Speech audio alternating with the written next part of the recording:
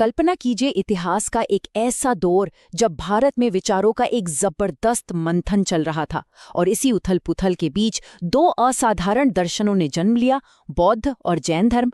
देखिए, ये कोई महज संयोग नहीं था। चलिए पता लगाते हैं कि उस युग में ऐसा क्या हो रहा था जिसने इस महान क्रांति को जन्म दिया। तो सबसे बड़ा सवाल यही है, आखिर ईसा पूर्व 6वीं शताब्दी में ऐसा क्या खास था कि एक नहीं बल्कि दो नए धर्म सामने आए। और इसका जवाब हमें उस समय के समाज में फैले गहरे असंतोष और बदलाव की एक बहुत ही तीव्र इच्छा में मिलता है। देखिए, इस पूरी कहानी को समझने के लिए हमें उस युग के माहौल को महसूस करना होगा। ईसा पूर्व 6वीं शताब्दी का भारत एक तरह से एक चौराहे पर खड़ा था। पुरानी परंपराएं लोगों को बोझिल लगने लगी थीं और मन में सवाल उठ रहे थे, क्या मुक्ति पाने का कोई सरल रास्ता है? ये धर्म कुछ ही लोगों तक सीमित क्यों है? असल में इस संकट की जड़ें बहुत गहरी थीं। जरा सोचिए, समाज पूरी तरह से वर्ण व्यवस्था की जंजीरों में जकड़ा हुआ था, जहां किसी का जन्म ही उसका भाग्य तय कर देता था। धर्म का मतलब बन गया था महंगे महंगे यज्ञ और जटिल कर्मकांड, जो आम आदमी की पहुंच से बहुत बहुत दूर थे। मोक्ष की बातें तो होती थीं, पर ऐसा लगता था कि उसका रास्ता सिर्फ कुछ चुनिंदा लोगों के लिए ही खुला है। तो कुल मिलाकर समाज बदलाव के लिए बिल्कुल तैयार था। उसे एक ऐसे रास्ते की तलाश थी जो सरल हो, नैतिक हो और जिसमें सब बराबर हों। एक ऐसा रास्ता जो बाहरी कर्मकांडों से ज्यादा मन की शांति पर जोर दे। और बस इसी खालीपन को भरने के लिए दो महान विचारक सामने आए। पहला जवाब मिला गौतम बुद्ध के रूप में। उन्होंने सिर्फ एक नया धर्म नहीं बनाया, बल्कि उन्होंने जीवन जीने का एक ऐसा व्यावहारिक, एक प्रैक्टिकल तरीका पेश किया जो उस समय की लगभग हर बड़ी समस्या का समाधान करता था। बुद्ध का जीवन अपने आप में एक क्रांति था। सोचिए जरा, एक राजकुमार जिसने दुनिया के सारे ऐशो आराम को ठुकराकर सच की खोज में संन्यास ले लिया। सालों की कठोर साधना के बाद बोध गया में उन्हें ज्ञान मिला। फिर सारनाथ में उन्होंने अपना पहला उपदेश दिया, जिसे धर्मचक्र प्रवर्तन यानी धर्म के पहिए का घूमना कहा जाता है। और यहीं से एक नए युग का आगाज हुआ। और अंत में कुशीनगर में उन्होंने महापरिनिर्वाण प्राप्त किया, यानी जन्म और मृत्यु के इस चक्र से हमेशा के लिए मुक्ति। बुद्ध की पूरी शिक्षा की नींव इन 4 आर्य सत्यों पर टिकी है। ये बिल्कुल एक डॉक्टर के डायग्नोसिस की तरह है। पहला, उन्होंने कहा कि जीवन में दुख है, ये एक सच्चाई है।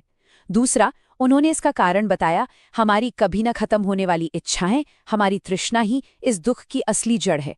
तीसरा, उन्होंने एक उम्मीद जगाई कि इस दुख का अंत हो सकता है। और चौथा, उन्होंने इसके इलाज का पूरा रास्ता भी दिखाया। और यही रास्ता उनका सबसे क्रांतिकारी विचार था, मध्यम मार्ग।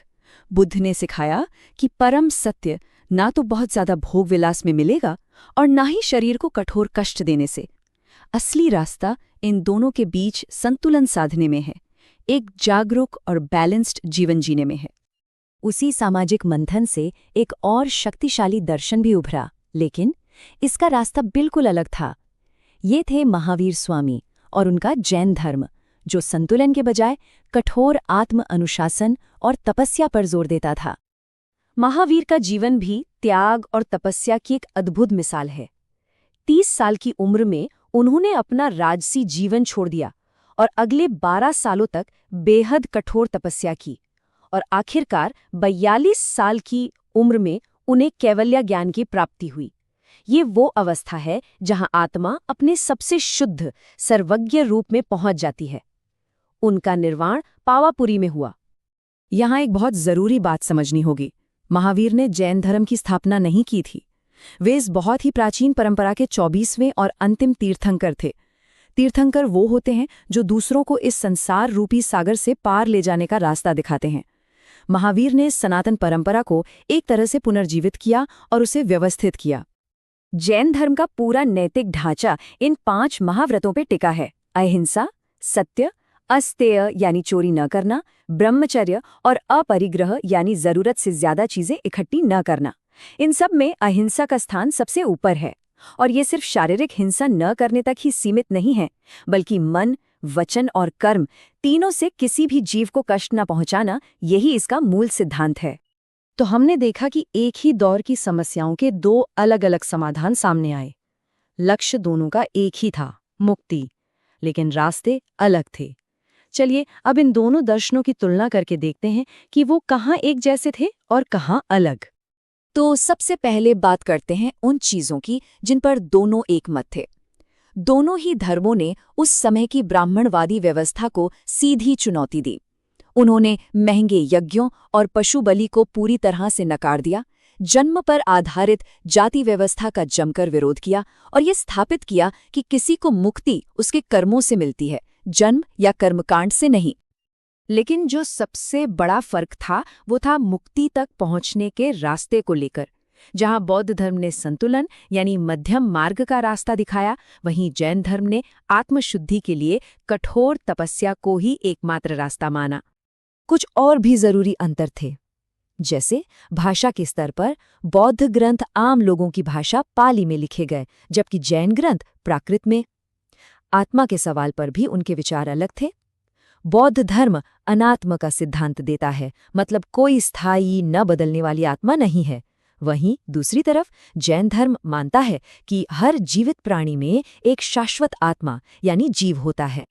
तो सवाल ये उठता है कि आखिर ये दोनों आंदोलन इतने कामयाब कैसे हुए कि वो आगे चलकर विश्व धर्म बन गए?